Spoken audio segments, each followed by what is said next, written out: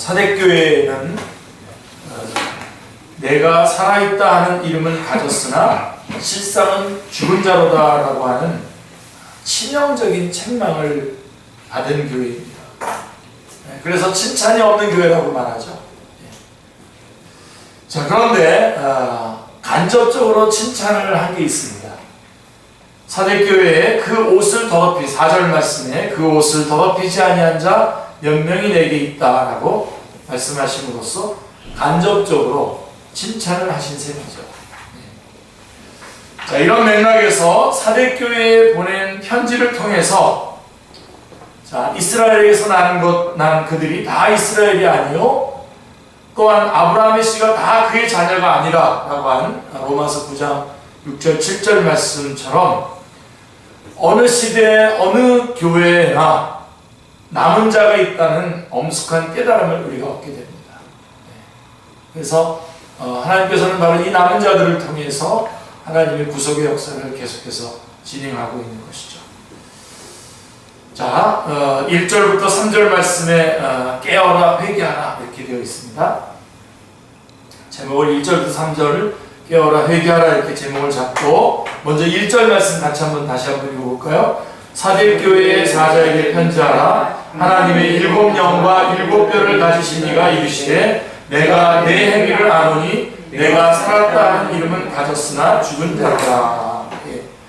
주님은 사대교회에 하나님의 7 영과 7 뼈를 가지신 이로 나타내십니다. 하나님의 7 영은 1장 4절 말씀에 대한 반영이고요. 7 뼈는 1장 20절 말씀에서 계시한 모습입니다. 자, 어째서 주님께서는 사대교회에 이러한 모습으로 나타나셨습니까? 이는 사대교회의 실상, 다시 말해서 살아있다 하는 이름은 가졌으나 죽은 자로다 라고 하신 말씀과 관련되어 있습니다. 치명적이죠. 그리고 1절에 내가 내 행위를 아노니 라고 말씀하고 있습니다. 주님은 7 영, 즉 완전한 통찰력으로 사대교회에 죽어있는 실상을 알고 계셨습니다.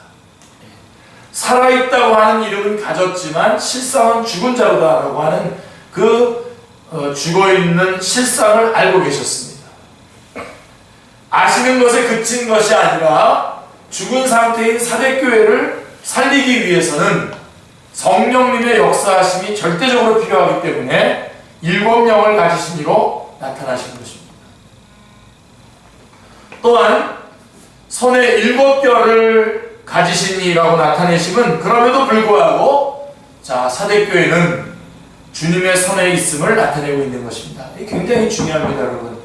그래서 여러분들이 이 사대교회가 비록 살았다는 이름을 가졌지만 죽은 자로다라고 하는 주님에 의해서 확인되었지만 죽은 교회라고 하는 것이 확인되었지만 그러나 여전히 주님의 손에 붙잡혀 있다라고 하는 사실은 여러분들이 놓쳐서는 안 됩니다. 그래서 여러분들이 정말 부탁드립니다.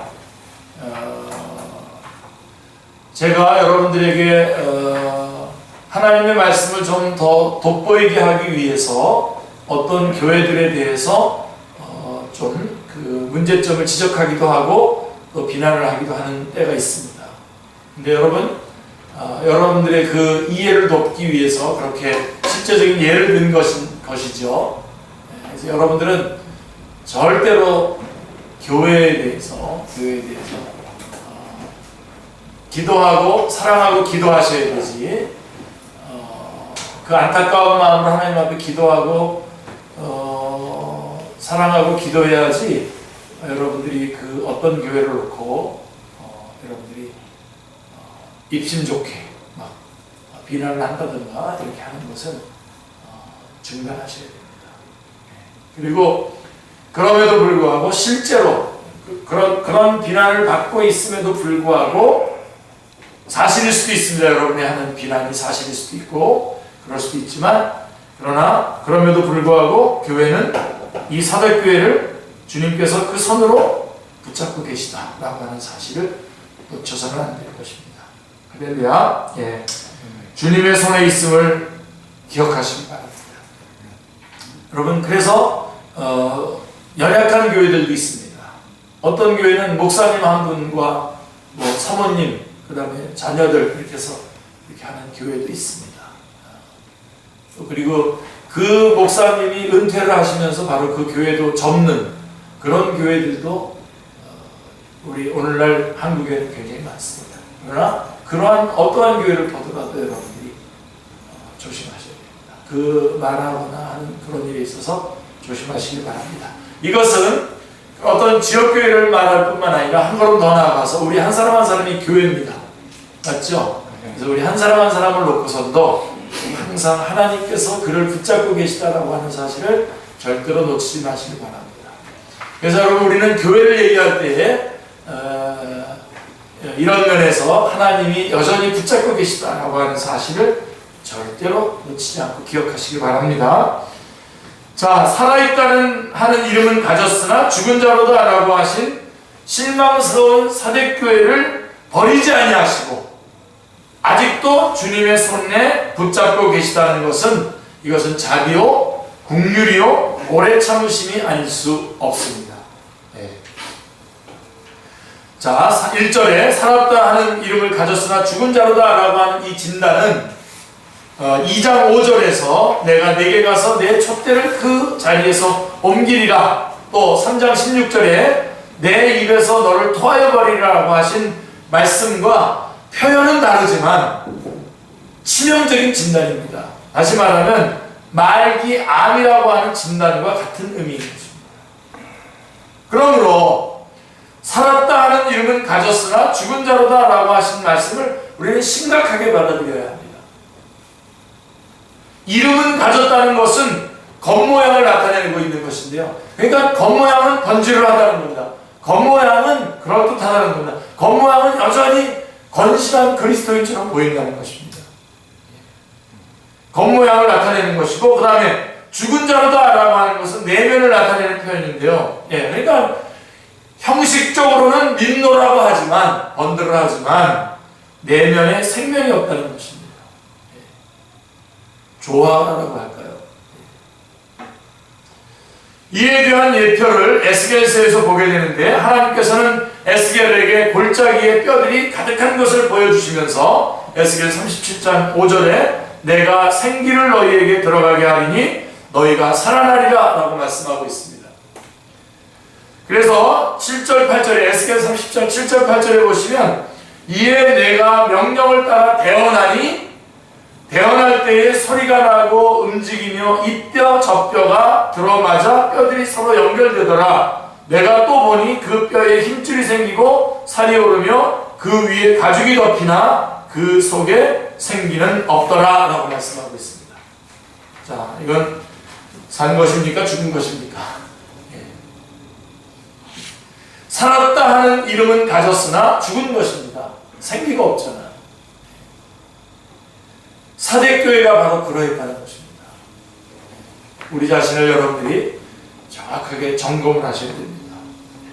주님은 요한복음 3장 3절에서 진실로 진실로 내게 이르노니 사람이 거듭나지 아니하면 하나님의 나라를 볼 수 없느니라 라고 말씀하고 계십니다. 그래서 주님은 사대교회에 7 영을 가지신 분으로 나타나신 것입니다. 그들의 죽었음을 분명하게 점검해 주셨을 뿐만 아니라 그들을 살려내시기 위해서 7 영을 가진 분으로 나타내신 것입니다. 사대교회에 하신 이 말씀과 에스겔 선지자에게 보여주신 장면은 우리에게 큰 충격을 주고 각성을 하게 합니다. 왜냐하면 초대교회에 벌써 살았다 하는 이름은 가졌으나 죽은 자로다 라고 하는 그런 교회가 있었다면 오늘날의 교회 중에는 2000년이 흘렀습니다. 오늘날의 교회 중에는 더욱 많으리라고 하는 우려 때문인 것입니다. 주님은 그들을 소생시키기 위해서 7 영을 가지시고 나타나신 것입니다. 자, 이 점에서 예수님을 구주 믿는 자에게 주시는 복이 무엇인가를 우리가 생각하게 합니다.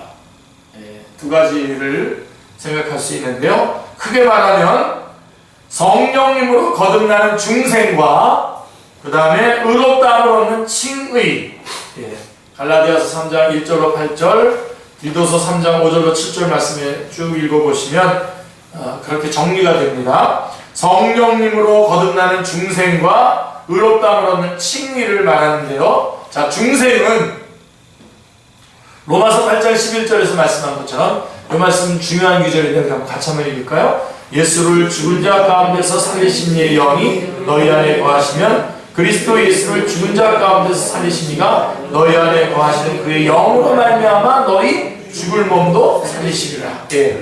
이 중생은 너희 죽을 몸도 살리시리라 라고 한 영화에 이르게 되는 것입니다. 예. 그래서 교회에게 살았다 하는 이름은 가졌으나 죽은 자로다 라고 하는 진단을 내리는 것은 중생하지 못했다는 증거인 것입니다. 그래서 이 중생은 영화로 이어지는데 만약에 살았다 하는 이름은 가졌으나 죽은 자로다 라고 이렇게 진단을 내린다고 한다면 이것은 이 교회가 중생하지 못했다라고 하는 것을 말해주는 것입니다. 또 칭의 로마서 5장 1절 2절 같이 읽겠습니다. 그러므로 우리가 믿음으로 얻었다 하심을 받았으니 우리 주 예수 그리스도로 말미암아 하나님과 화평을 누리자. 또한 그로 말미암아 우리가 믿음으로 서 있는 이 은혜에 들어감을 얻었으며 하고 또 뒤에 또 나오지만 바로 이 칭의는 우리를 하나님 앞에 설 수 있게 해줍니다. 그런데 자, 오늘 사대교회 3장 요한계시록 3장 4절에 보면 같이요. 그러나 사대에 그 옷을 더 입지 아니하는 자 몇 명이 내게 있어 흰 옷을 입고 나와 함께 다니리니 그들은 합당한 자의 경고라. 자, 이렇게 하신 말씀은 의롭다함과 칭의와 결부되는 말씀인 것입니다. 자, 그렇다면 우리가 이 사대교회가 왜 이런 비극적인 상태에 빠지게 됐습니까? 그 원인이 어디에 있습니까? 이 점이 아주 중요합니다. 오늘 저녁 때 여러분들이 이 부분을 바르게 확인하시고 여러분에게 또 바르게 적용하시기 바랍니다. 많은 부분에 있어서 이 부분에 있어서 많은 사람들이 오해를 하고 잘못 받아들여서 잘못된 결론을 내리고 잘못된 신앙에 쓰게 되는 것을 보게 됩니다. 아주 중요합니다. 왜냐하면 많은 사람들이 사대교회가 이런 비극적인 상태에 이르게 된 것, 빠지게 된 원인을 성화에서 찾고 있는 것입니다. 다시 말해서 윤리에서 찾고 있는 거죠. 주님께서 1절 말씀에 내 행위를 아노니 라고 말하는 것과 2절 말씀에서 내 행위에 온전한 것을 찾지 못하였노라 라고 하는 행위라고 하는 말만 보고는 곧장 윤리 문제로 판단을 하고 있는 것입니다.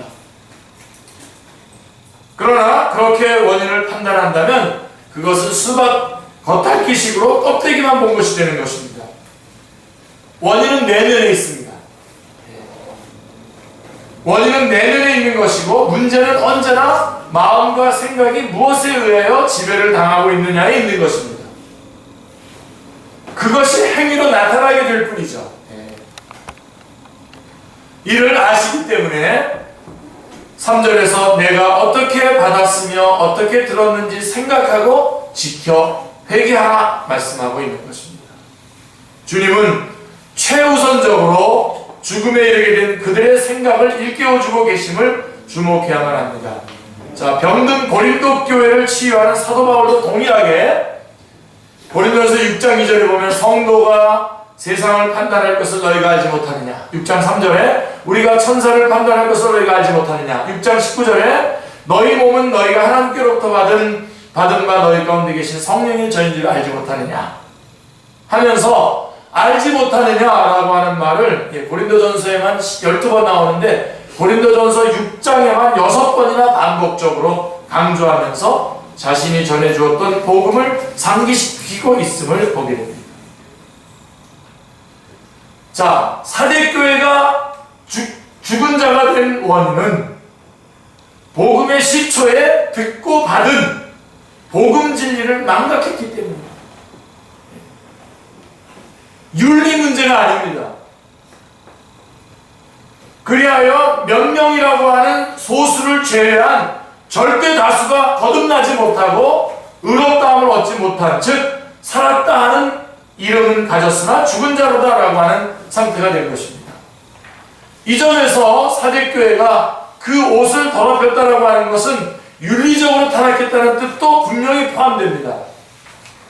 그러나 근본적인 원인이 윤리에 있는 것이 아니라는 점입니다. 자, 그렇게 말한다면, 만약에 윤리라고 말한다면, 윤리만을 말한다고 한다면 복음을 옆으로 비켜놓는 것이 되는 것입니다. 이런 뜻입니다. 복음 안어는 비켜라. 우리는 윤리로 해결한다. 윤리로 해결합니다. 이제부터 내가 한번 거듭나는 적도 거듭남의 문제를 해결하지도 않은 채 내가 열심히 교회 나가고 열심히 일하고 그러겠다라고 하는 그런 것을 해결하겠다라고 하는 것입니다. 그렇게 한다면 결국은 사대교회를 소생시키지 못할 것입니다. 다시 어디로 돌아가야 되냐면 일이고 뭐고 일단 다 내려놓고요. 다 다시 어디로 데리고 가냐. 다시 이 복음의 그 첫 시간으로 다시 데리고 와야 됩니다. 주님은 그들을 살리기 위해서 7명을 가지고 나타나셨습니다. 사대교회와 유사한 형태로 전락한 갈라디아 교회에 대한 책망이 무엇입니까, 여러분? 갈라디아 3장 1절로 3절 말씀을 보시면 어리석도다 갈라디아 사람들아 예수 그리스도께서 십자가에 못 박히신 것이 너희 눈에 밝히 보이거늘 누가 너희를 꾀도냐 내가 너희에게서 다만 이것을 알려 하노니 너희가 성령을 받은 것이 율법의 행위로냐 혹은 듣고 믿음으로냐 너희가 이같이 어리석으냐 성령으로 시작하였다가 이제는 육체로 마치겠느냐. 이게 갈라디아 교회를 향한 책망입니다. 사대교회가 바로 그런 똑같은 유형의 책망을 받고 있는 것입니다. 복음의 시초에 듣고 믿은 복음을 회복시켜주고 있는 것입니다. 사대교회가 그토록 비극적인 교회로 전락하게 된 것은 듣고 믿음으로 받은 복음을 망각하는 데에 근본적인 원인이 있었던 것입니다. 여러분들도 다시 그 자리로 돌아가시고 그 처음으로 듣고 믿으면서 받은 그 복음으로 돌아가시고 우리가 4절에서 이 말씀을 분명히 보게 되는데요. 4절에 보시면 그러나 사대에 그 옷을 더럽히지 아니한 자 몇 명이 내게 있다고 말씀하고 있습니다. 간접적인 칭찬이죠. 자, 그러면 더럽히지 않았다는 옷이 무엇을 가리키는가 하는 점입니다. 자, 이것도 굉장히 같은 차원에서 우리가 같이 점검해야 되는데 행위를 가리킨다고 하겠습니다. 행위. 자, 물론 분명히 행위를 가리키는데 이거 야곱은 에베소서 4장 창세기 35장 2절에서 자신을 정결하게 하고 너희들의 의복을 바꿔 입으라 라고 이렇게 말씀합니다. 사도 바울은 에베소서 4장 22절에서 너희는 유혹의 욕심을 따라 썩어져가는 구습을 따르는 옛사람을 벗어버리라 라고 말씀합니다. 자, 분명히 행위를 가리키는데요. 그런데 4절에 이어지는 말씀을 한번 보시길 바랍니다. 흰옷을 입고 나와 함께 다니리니 그들은 합당한 자인 형모라 이렇게 말씀하고 있습니다.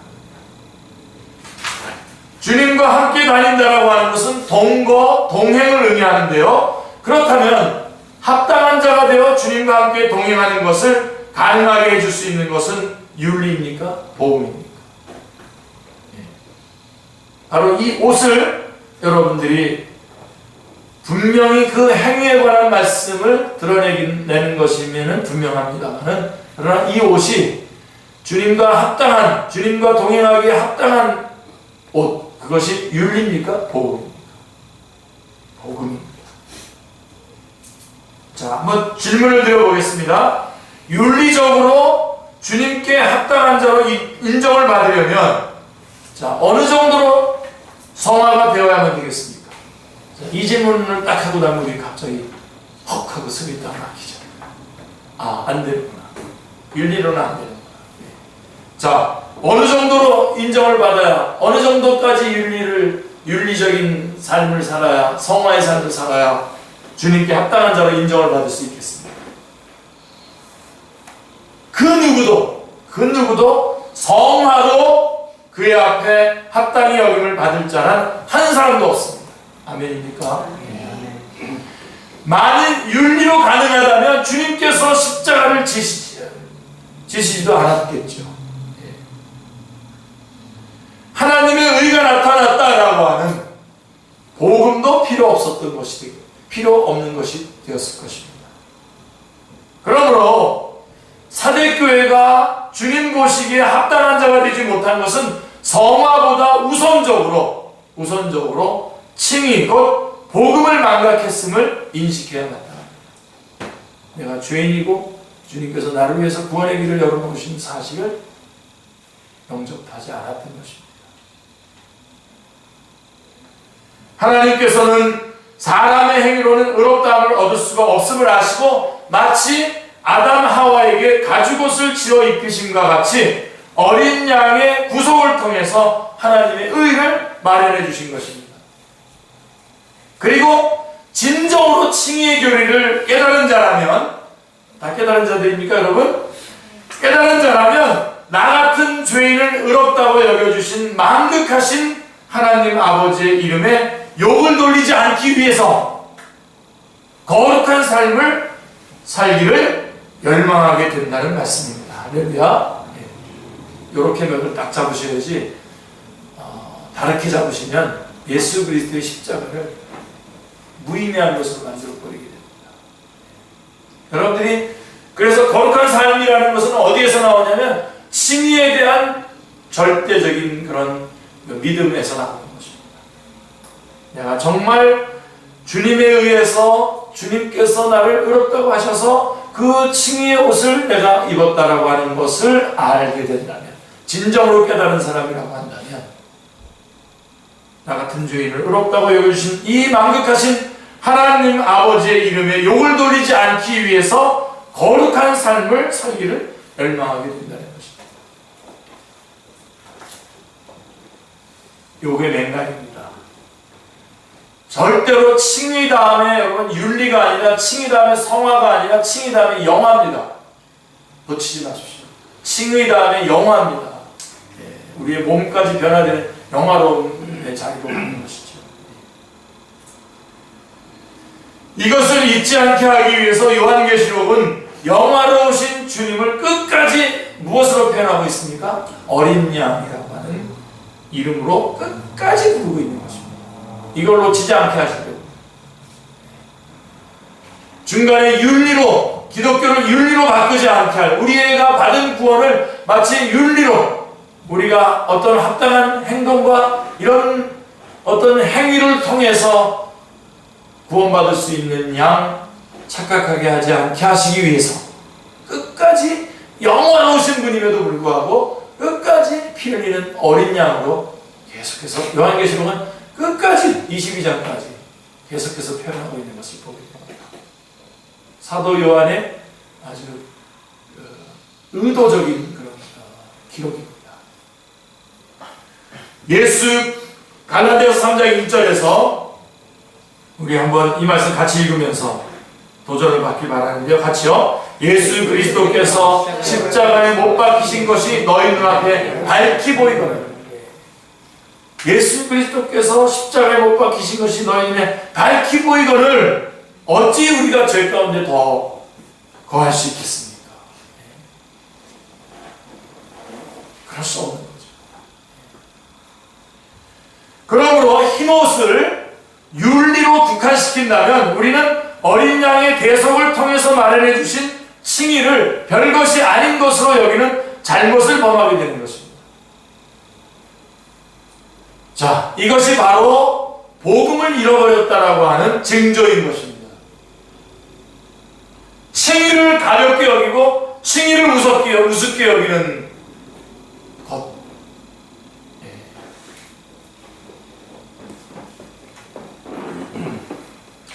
율법의 의로는 흠이 없노라고 자부하던 사도 바울까지도 주님의 빛 앞에서는 뭐라고 얘기했습니까? 자신이 죄인 중에 괴수다라고 말씀했음을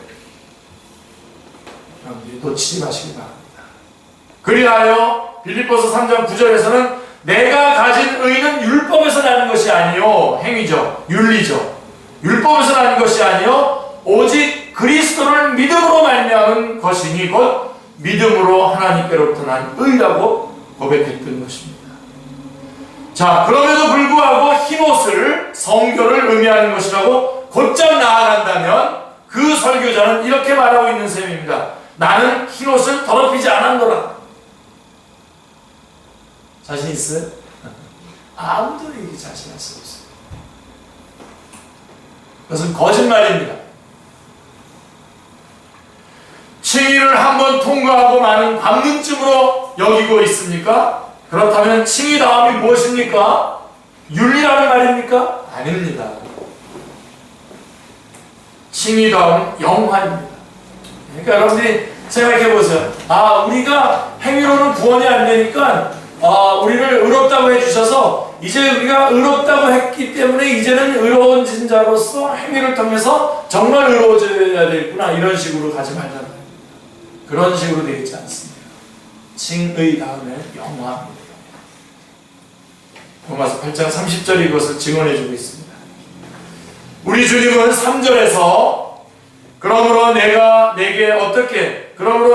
어떻게 받았으며 어떻게 들었는지 생각하고 지켜 회개하라라고 말씀하고 있습니다.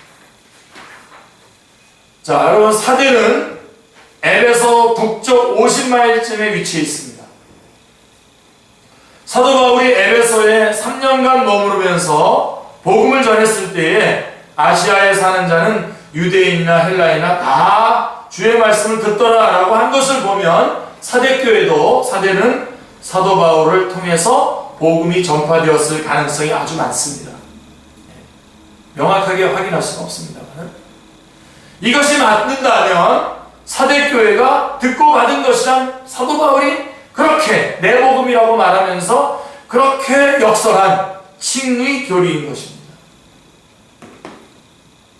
그런데 사대교회 강단에서 복음이 사라지자 지옥 형벌을 받아야 할 죄인 괴수가 어떻게 해서 하나님 앞에 의롭다 하심을 얻게 되었는가를 망각하게 되었고 급기야는 윤리적으로도 타락하게 되었다고 여겨집니다. 이 칭의 교리를 놓치면 윤리도 타락하게 돼 있어요. 그렇게 살 필요가 없지 않습니까? 왜 그렇게 살아야 되고, 왜 거룩하게 살아야 되고, 왜 의롭게 살아야 됩니까? 요한계시록이 오직 어린 양의 피밖에 없음을 얼마나 강조하고 있는지를 보시길 바랍니다. 그의 피로 우리 죄에서 우리를 해방하시고 1장 5절 일찍이 죽임을 당하서 각 족속과 방언과 백성과 나라 가운데서 사람들을 피로 사서 5장 9절 이는 큰 환난에서 나오는 자들인데 어린 양의 피에 그 옷을 씻어 희게 하였느니라. 10장 14절 끊임없이 피를 역설합니다. 그리고 그 피는 로마서 5장 9절에 시작 그러면 이제 우리가 그 피로 말미암아 의롭다 하심을 받았으니 우리가 그 피로 말미암아 의롭다 하심을 받았으니라고 하신 바로 죄인을 의롭다고 여겨주심을 가능케 하여 주신 그 피인 것입니다. 어찌하여 그들은 심판을 받지 않게 되는 것입니까? 어린 양이 대신 심판을 받으셨기 때문입니다. 여기에 복음의 핵심이 있습니다. 이것이 유일한 구원의 근거입니다. 할렐루야. 성경은 말씀합니다. 갈라디아서 2장 16절을 보십시오. 같이요. 사람이 의롭게 되는 것은 율법의 행위로 말미암음이 아니요 오직 예수 그리스도를 믿음으로 말미암는 줄 알므로 우리도 그리스도 예수를 믿나니 이는 우리가 율법의 행위로서가 아니고 그리스도를 믿음으로써 의롭다함을 얻으려 함이라. 율법의 행위로서는 의롭다함을 얻을 문제가 없느니라. 아멘. 지금 사대교회 이야기를 하고 있는 것이 아니에요. 이는 오늘날의 교회가 살아있는 교회냐 죽어있는 교회냐와 결부되는 심각한 문제임을 알기에 이토록 우리는 역설하고 있는 것입니다. 옷을 더럽히지 않은 자를 가리켜서 합당하다 하심을 율법의 행위로 합당한 자가 된 것처럼 말한다면 율법의 설 자리는 없는 것이 되고 맙니다. 그리고 명심하십시오. 그렇게 말하는 사람은 영원히 합당한 자가 되지 못하고 말 것입니다. 왜냐하면 갈라디아서 2장 16절 율법의 행위로서 의롭다함을 얻을 육체가 없느니라. 예, 로마서 3장 19절 20절도 마찬가지죠. 성경은 단언하고 있기 때문입니다. 주님은 이것을 방지하기 위해서 주님은 이것을 방지하기 위해서 흰옷을 입고 나와 함께 다니리니라고 4절에서 말씀하고 있는 것입니다. 잘못 이해할까? 주님과 함께 다닌다는 것은 동거 동행을 의미합니다. 그렇다면 이것을 가능하게 할 수 있는 흰옷이란 무엇입니까? 이것을 7장에서 보게 되는데요. 7장 9절 10절에 보시면 같이요. 흰옷을 입고 손에 종려가지를 들고 보좌 앞과 어린 양 앞에 서서 큰 소리로 외쳐 이르되 구원하심이 보좌에 앉으신 우리 하나님과 어린 양에게 있도다. 예.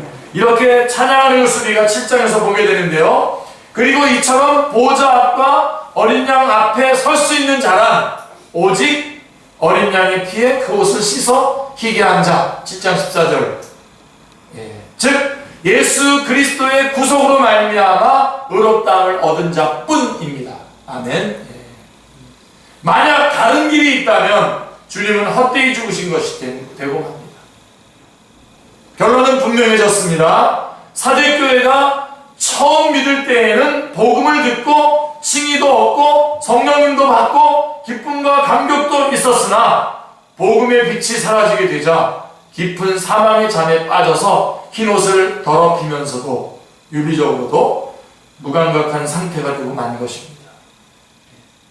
내가 의롭다함을 얻고 그 칭의 구원의 감격을 가지고 있는 사람은 내 옷이 더럽혀지게 되면 바로 이것 때문에 회개하고 다시 구원의 감격, 다시 회개하는 자리로 갔을 텐데 여기에 깊은 사망의 잠에 빠져서 흰 옷을 더럽히면서도 무감각한 상태가 되고 만 것입니다. 주님께서 사대교회를 가리켜 내가 살았다 하는 이름을 가졌으나 라고 하심을 명심해야만 합니다. 왜냐하면 이는 외형적으로는 반듯한 교회였음을 의미하고 있는 것입니다.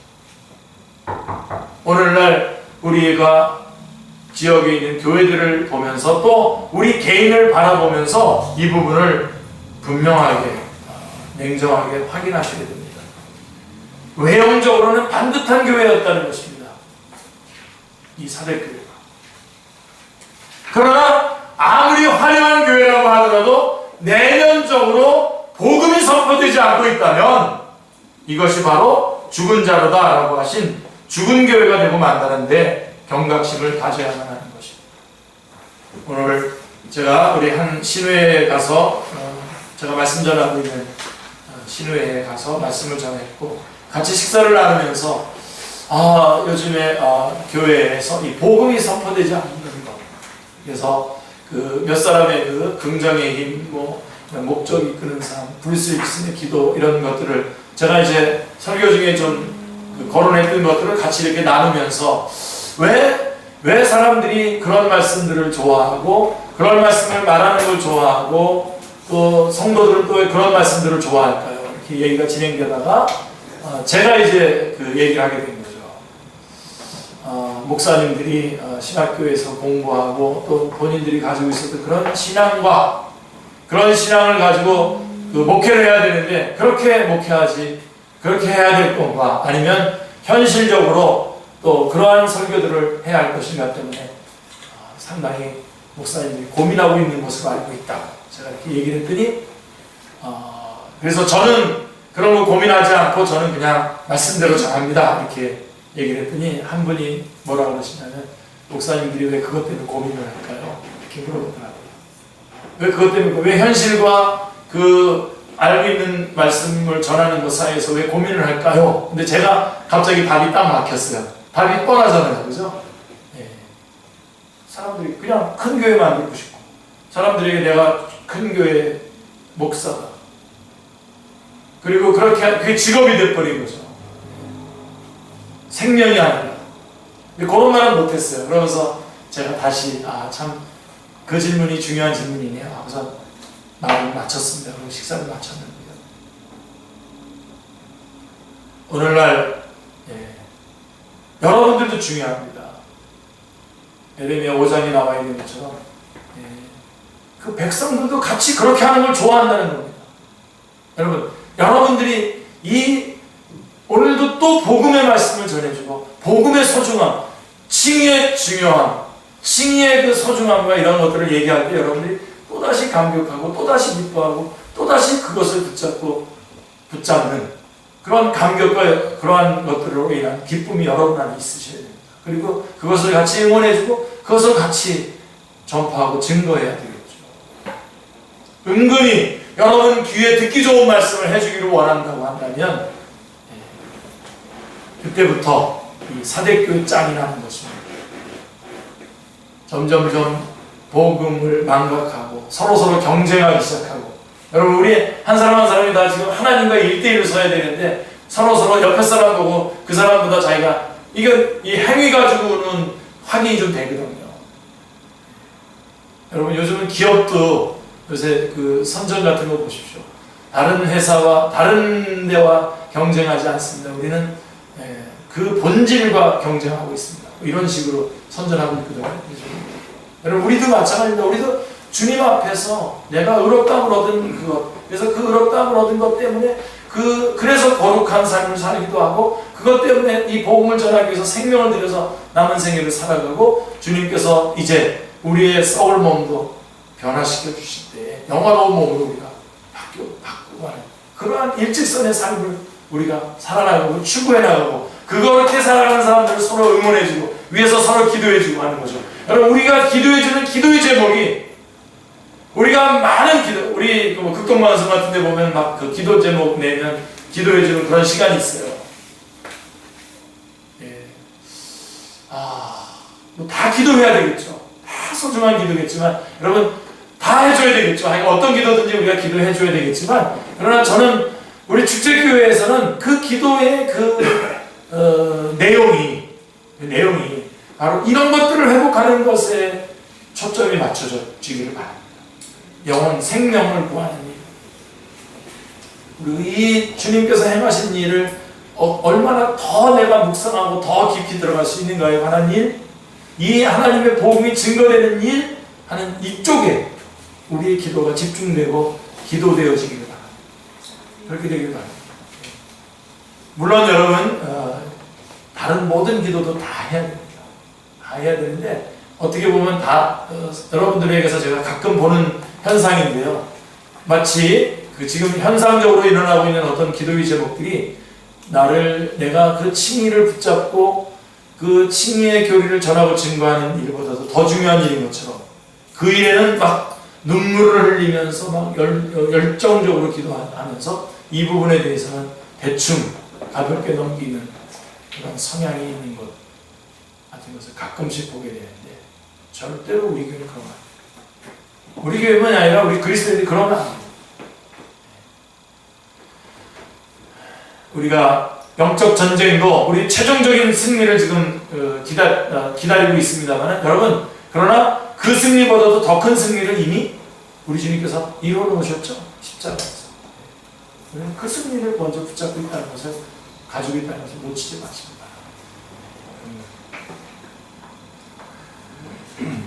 사대교회가 죽은 자가 된 원인은 복음이 사라졌기 때문입니다. 그래서 우리는 회복을 해야 된다면 복음을 회복해야 되고, 이끌림을 받아야 된다면 복음에 이끌리는 삶을 살아야 되겠죠. 긍정의 힘이 아니라 복음의 힘으로 살아가야 되겠죠. 복음, 이 핵심으로 돌아가야 됩니다. 자, 5절 6절에 절대적으로 안전함에 대한 말씀인데요. 자, 5절 같이 읽겠습니다. 이기는 자는 이와 같이 흰옷을 입을 것이요 내가 그 이름을 생명책에서 결코 지우지 아니하고 그 이름을 내 아버지 앞과 그들의 천사들 앞에서 시인하리라. 자, 이제 주님은 사망의 깊은 잠에 빠졌던 사대교회를 일깨우시고 약속해 주시는데요, 우리가 흰옷을 입게 되고 우리의 이름을 생명책에서 반드시 흐리지 아니하시고 우리를 하나님 앞에서 시인하여 주심이 가능하게 되는 것은 우리의 행위로 가능하게 되는 것이 아니라 그리스도의 구속을 믿는 믿음으로 가능하게 됨을 명심하시기를 기도합니다. 자, 이제 우리는 사대교회가 아니라 귀 있는 자는 성령이 교회들에게 하신 말씀을 들어야 할 차례입니다. 6절이 말씀하고 있는데요. 사대교회에 보낸 편지를 설교할 때에 이때다 하는 심정으로 행위에 초점을 맞춰서 윤리를 강조할 가능성이 큽니다. 왜냐하면 그렇게 해서 성도들의 삶을 개선시켜 주려는 욕망이 앞서기 때문입니다. 그러나 불가능할 것입니다. 왜냐하면 율법은 우리에게 칭의만을 주지 못하는 것이 아니라 성화도 주지 못하기 때문입니다. 성경을 교훈적으로 접근하여 행함을 강조하는 교회들이 이 땅에 참 많습니다. 그러나 그 윤리적인 모습은 수준 이하라는데 변명의 여지가 없습니다. 사대교회는 다른 교회와는 달리 정치적인 박해도 유대인들의 핍박에 대한 언급도 전혀 없습니다. 그리하여 세속화되어 복음이 점점 사라져가고 있었던 것으로 여겨집니다. 그 결과는 흰옷을 더럽히지 않는 자가 몇 명밖에 남지 않은 결과를 초래하고 만 것입니다. 마르틴 루터는 그 교회가 서 있는 교회인지 넘어지는 교회인지는 그 교회가 칭의교리에 서 있는가의 여부에 달렸다고 말했습니다. 전곡을 찌른 것입니다. 사랑하는 성도님, 우리 교회는 칭의교리 위에 서 있습니까? 자, 최근에 우리 교회에서 칭의교리를 설교할 때는 언제입니까? 지난주.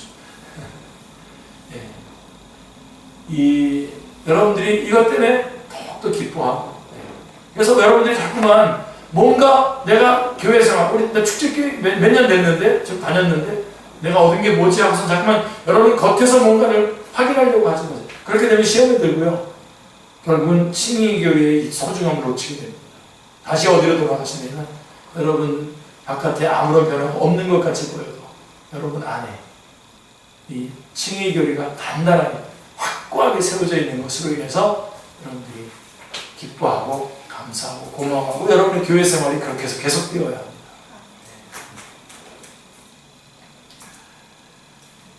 하나님께서 은혜로 의의 옷을 입혀주셨음을 확신하기에 우리는 이 의의 옷을 더럽히지 않으려고, 아멘입니까? 내가 노력해서 내가 노력해서 얻은 이 의의 옷이라고 한다면 또 내가 내 마음대로 또 더럽힐 수도 있지 않겠습니까? 그러나 여러분, 이것은 하나님께서 은혜로 우리에게 입혀주신 의의 옷입니다. 그렇기 때문에 이 의의 옷을 더럽히지 않으려고 갈망하고 우리는 갈망해야 되는 것입니다. 그게 칭의, 거룩의 근거는 칭의에 있습니다. 윤리에 있지 않습니다. 복음이 사라지게 되면 죽은 교회가 되고 만다는 이 엄숙한 말씀을 명심하시기를 기도합니다. 우리 이 시간 한번 기도하겠습니다.